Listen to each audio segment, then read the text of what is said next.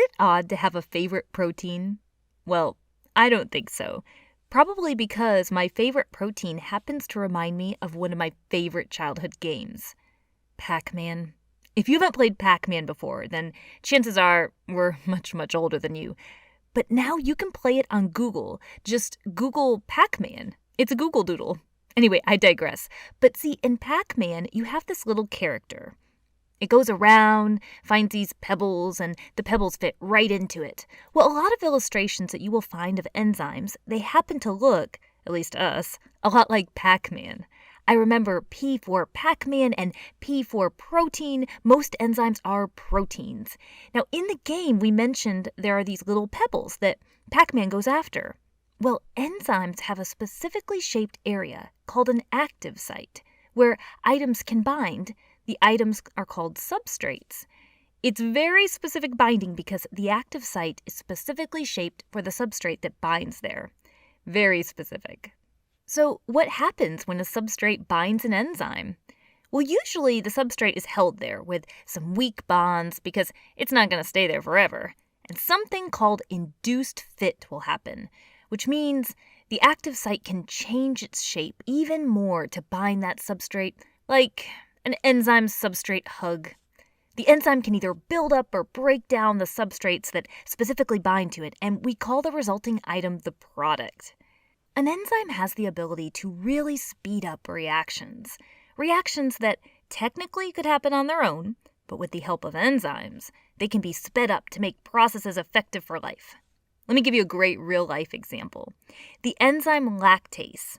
Another really cool thing about enzymes is that they often end in ASE, like lactase.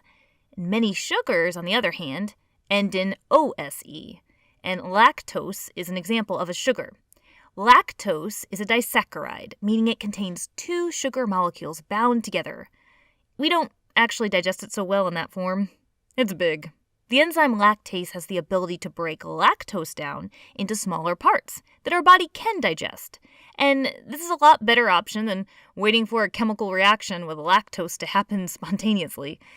Now, with the lactase enzyme, lactose can be broken down quickly and digested. Now, there are some people that do not produce enough lactase. They can be what we call lactose intolerant, which means that if they consume foods that have lactose, such as milk, it can make them sick.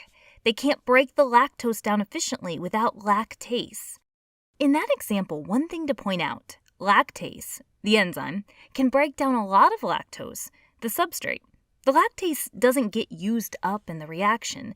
It's still there. We call enzymes a catalyst because they can be used over and over and over and over in the reaction. By the way, your digestive system uses all kinds of enzymes. You have lipase, and that breaks down lipids, which are fats. You have amylase, which breaks down starch. You have protease, which breaks down proteins. So, as you can see, the digestive system is very involved with enzymes. Another thing to point out is that enzymes don't always work alone. Sometimes they get some help. Some often underappreciated but essential little helpers are called cofactors and coenzymes. They may bind to the substrate or to the active site. They help the enzyme do its job of building up or breaking down substrates into products. Now, you didn't forget our Pac-Man analogy yet, right? In the game Pac-Man, there are these ghosts, and when they touch the Pac-Man, it makes this sound. It's like, no, no, no, no, no, no, no, no. And the Pac-Man shape gets all distorted in the process. So what does this have to do with enzymes? No, there aren't ghosts around, but enzymes do have certain ideal conditions that they like. For example, an enzyme that is in your stomach would have an ideal pH that is very acidic because the environment in your stomach is very acidic.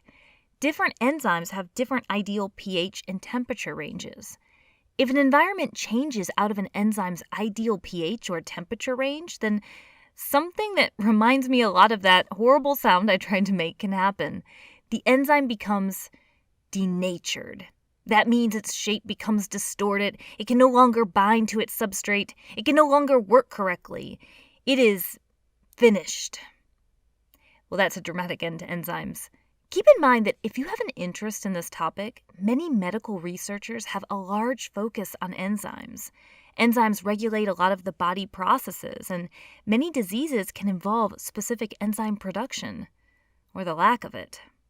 Well, that's it for the Amoeba Sisters, and we remind you to stay curious.